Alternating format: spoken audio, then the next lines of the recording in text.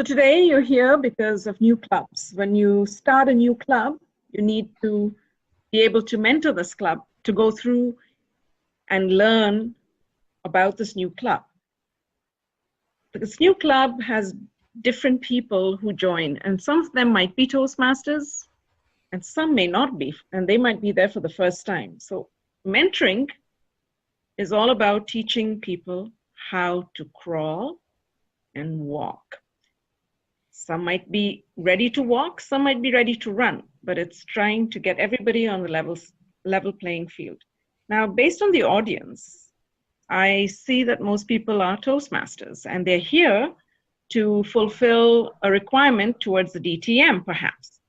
Or you are so passionate about helping the district that you want to charter a new club, and you want to know what are the steps required after the club charters. The topics that we're going to cover is sharing knowledge. So you're going to be sharing knowledge to the new people who are coming on board. Official duties. We're going to go through what makes a quality club meeting, build and maintain membership. How do you do that? You don't want them to start coming and thinking, oh, this is going to be a lot of work and I want to leave. So you want them to be motivated enough to want to stay and build on their communication and leadership. Recognition, how do you recognize? And the education program, how does it benefit you? Everything in Toastmasters has to benefit everybody. We don't do these things just because we've got nothing else better to do in the 24 hours that we're given. So we all do something to help somebody. Some of us have reached an altruistic level perhaps and want to do it so that they can give back. And what is the Distinguished Club Program? Who here does not know what the Distinguished Club Program is about? That is. Okay, being a member of 2-3 clubs, Brad, I'm sure you do, but you can just touch base. I wanted to ask this question, so I'm going to go back. I'm going to say, what is a mentor? 2 people can give me 2 different answers, or one person can tell me and then the other one can tell me, well, that's what I thought, but I thought I could add this. So what is a mentor? A guide? A guide. Very good. What does a guide do?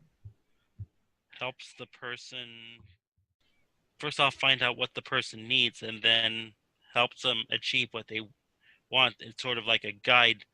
If a guide tries to show a way, say, if they're a guide in the park, they want to show them the way to be, show them the best points within a park. In the same way, we're trying to guide as mentors the person coming up to find out what they need and help guide them in that path. Very good. So you're going to show them a roadmap. You're going to show them points of interest, and that is the 7 roles, officer roles. You're going to show them how to do their speeches in an agenda, and you're going to show them the best way to try and emulate a good role model. So you might bring outside evaluators at one point, or you could suggest that they go to a district conference so they can hear how people do table topics and do evaluations and do speeches.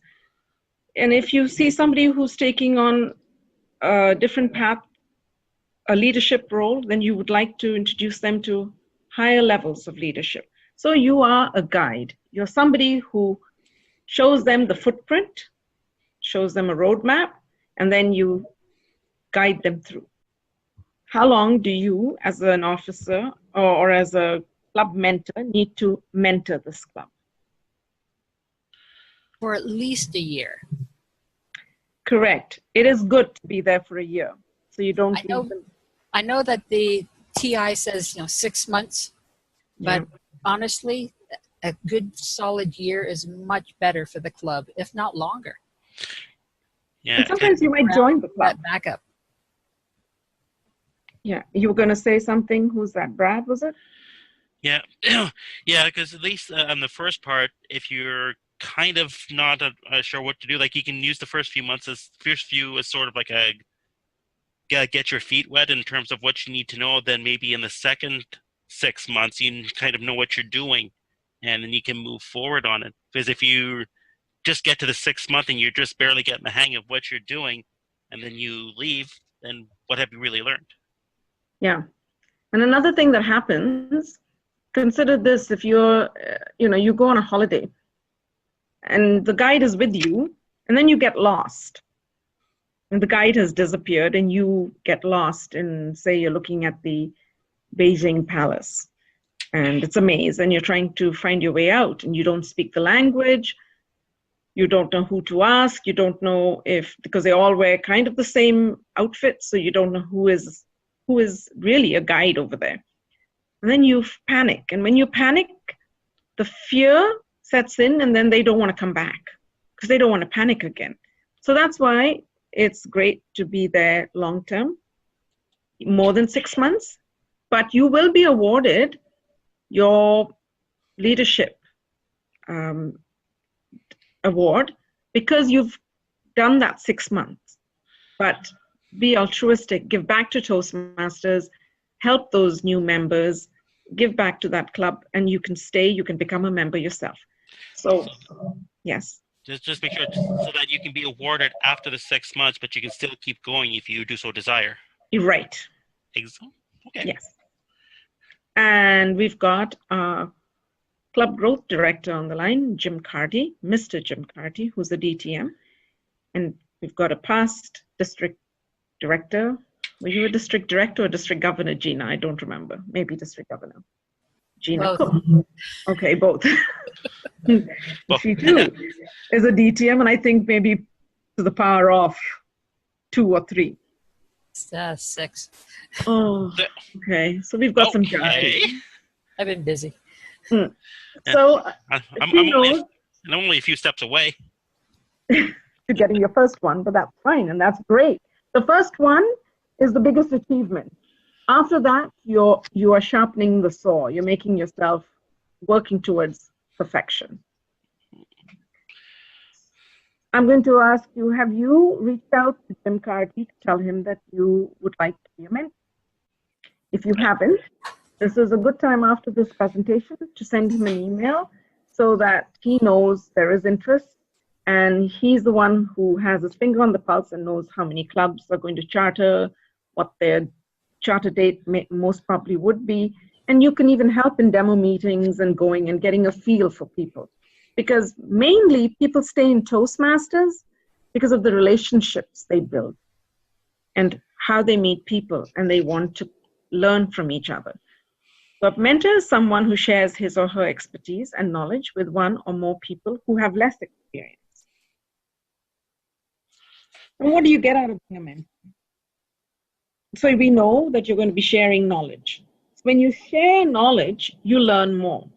A teacher will tell you that the more they teach, the more they understand best practices and they become better teachers.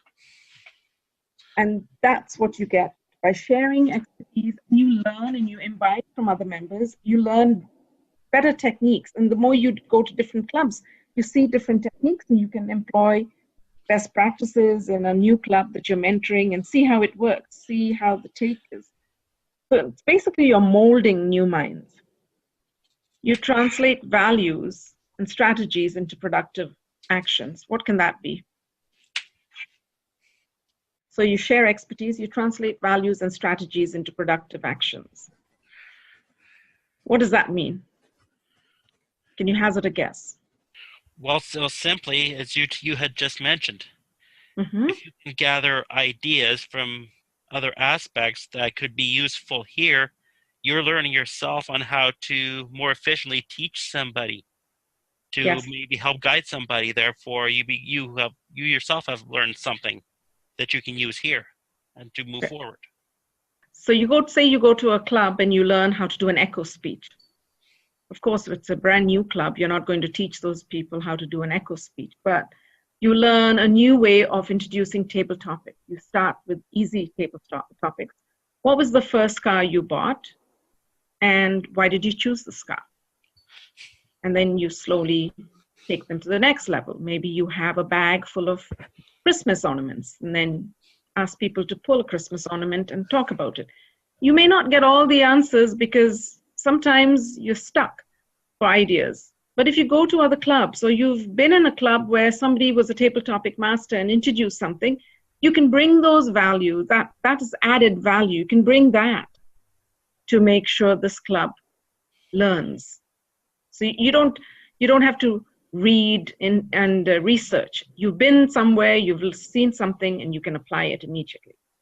That becomes productive actions. You prove yourself as a valuable leader. Why would you be proving yourself as a valuable leader? You do know you're going to try and get your advanced silver. To get your advanced silver leadership award, you need to have mentored or started a club or coached a club. So what leadership skills are you bringing? Well, if you've done a DCP, you've already proven yourself that you can take the lead for a major project. Good. Now let's translate it into work. The general manager of a company doesn't get there by virtue of book brains. He gets there by knowing the business. So you're a seasoned Toastmaster. You have done roles in your club as a club officer, and you've also done roles in the agenda. So you're coming with, you're launching yourself from a very strong launch pad. If you're a weak leader, you're not going to be able to give as much, and you're going to show weakness, or you're going to be nervous.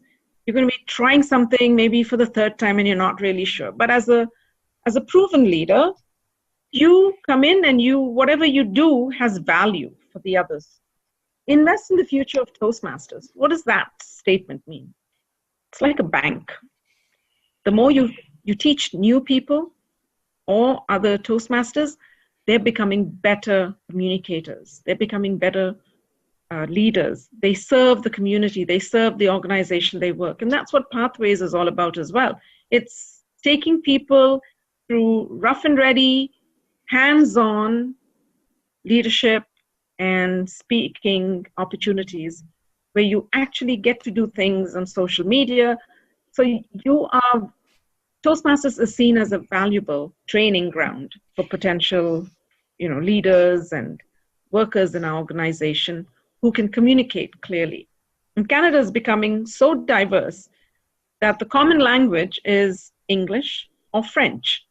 And if you can speak and make people understand, use body language correctly and effectively, then you are basically bringing up the baseline of a good working knowledge in business and making good sound decisions to become or to keep Canada still as a world-class country.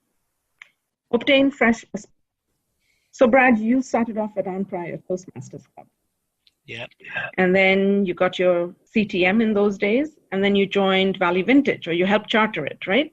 You were one of the charter members, sorry. Not charter. I call myself the de facto 21st charter member because I was the first person to join after the standard 20-member charter level. That's great. So tell me, what did you get when you joined Valley Vintage? A new perspective when it came to evaluation. I saw a higher level. A new level.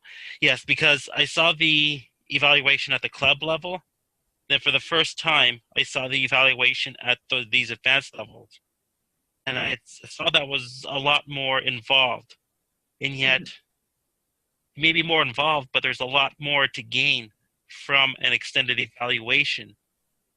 Then that's why I wanted to stay. It was simply because I wanted to continue to get that extended evaluation and get more effective speaker. So it gave me a new perspective as to how to learn to become a more effective speaker. That's what we say. Visit other clubs, go to conferences, network at different events for Toastmasters, go to contests. Those area contests and division contests are a great feeding ground for you to pick up tips. I always go with a little journal because I'm always writing things that I see. Oh, I should do that. Oh, when somebody gives an evaluation, that's a great way of doing it. So you write little tips. You have this little journal that jogs your memory. Build teamwork skills.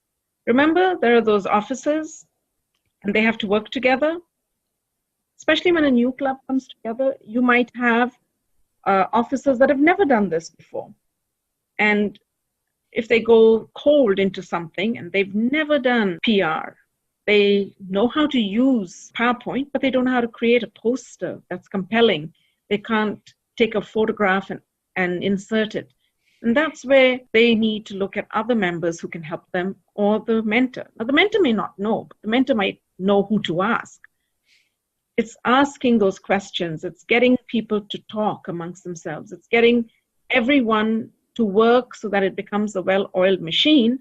That helps the club. When you have a strong leadership team, the strong leadership team works well, you can then get a strong club, because the club members now feel, wow, this is great. I can learn from this team. And they actually look forward to coming to Toastmasters. So that's key. You want to keep them coming. Apply leadership skills in new situations. Where can you add some of these leadership skills that you learn? A leadership skill can also be chairing a meeting, being the Toastmaster. Definitely at work, in any of your other communities that you belong to. Yes. Organizations, I should say. So Gina, are you a member somewhere? Yes, I'm a member of the Society for Creative Anachronism. Mm-hmm. And I've been using my Toastmaster skills many times, and that's in that organization, because they don't have the training the same way we do in Toastmasters. And so I've been able to bring a lot of ideas that we've used in Toastmasters to this other organization to try and get them to be more effective. And the leadership that you've been able to transfer from one organization to another, or just bringing the leadership that you've learned in Toastmasters to work to become a better manager or supervisor. It's amazing how well it works. True. And you become the envy of your workplace as well, because they know you can speak. You're asked then to go and do presentations on behalf of the team sometimes. Yeah. Now, I was at one meeting, and when I was working at Canada Revenue Agency, and there was a lady called Donna May. Do you remember her, Gina? She was a director. That was beautiful. Yes, I do remember Donna. And she had very short hair. And she suddenly saw me in the audience, and she said, "You're a Toastmaster. Can you give me feedback?" I was scared, because I thought, oh, this could make or break me and my job. If I give it, I have to be able to tell her something that she's doing incorrectly in a way, in the positive way, so that she could realize that, and come to bear and change. Mm-hmm. And when she started, she did something that most Toastmasters, or most people don't. And when you're a Toastmaster, you become a terrible evaluator. I mean, you're bad, because you're sitting there and you're evaluating everybody the minute they open their mouth. So she was constantly doing this, with the pen. The clicking. Oh boy. Constant. And she had the pen up in front while she was doing it. She was nervous. This was such a nervous twitch. She had another nervous twitch. She had very short hair, but she kept doing this. Mm-hmm. She kept on doing this, that her hair actually stayed in that fashion all the time, but she kept pushing it back. And the third one that she had was, she wore glasses, and she was saying how grateful she was to all of us for the work we had done on a project. And this was actually an award ceremony. And her glasses were coming down her nose bridge. So she said, "You know what I think of all of you?" And she had her finger up like this, and she said, "You know what I think of all of you, and on behalf of CRA," and she was actually going to put her glasses up. But that sign was so universal that everybody started laughing. Oh boy. And now I had to give her the feedback. And I didn't know how. But it has to be constructive. So I said, "Donna, you're wonderful as a speaker. You state the point. You were there to tell us, to thank us for the work we had done on this project. You brought in vignettes of the project. You already did some research about the people on the project, and you brought that. And we felt that by doing that, you actually took and appreciated the struggles that we all had on this project. Now I'll tell you some things that you can work on, and one of them is the clicking of your pen. Maybe you've got a nervous twitch, or you were not sure what you wanted to speak about, but it was so audible at some points when you were quiet. So perhaps just leave it down on the lectern so you don't even have to look at it, or keep it away so that you don't even need to touch it, and just keep your hands on the side. And she said, oh, that's a great point. So that finished. And then I said, you've got lovely short hair, it's in a nice bob. You may have had longer hair, but you still have this habit of putting your hair behind, and it's stuck over there. So maybe keep your hands at rest. And she goes, oh, I didn't know I did that. Okay. And then now I tell her a big thing about how to put her glasses up. So I said, I wear glasses, and I did at the time. And I said, I wear glasses, and I find that when they keep falling down on my bridge, I find by holding the sides and putting it up, I don't get them crooked. They stay straight. So I just do that and it goes up. You should try that. And I said, instead of just putting it up with the middle finger. So I didn't have to tell her what she did and make her feel worse and not want to speak again and feel embarrassed. But I told her what she could do to improve. So I applied a leadership technique that I learned through Toastmasters in a situation that was foreign, because I never thought a director would come and ask me to do something. You earn credit towards DTM. That is the most important point. To do that, a club needs 2 mentors, and you need the district director to sign off.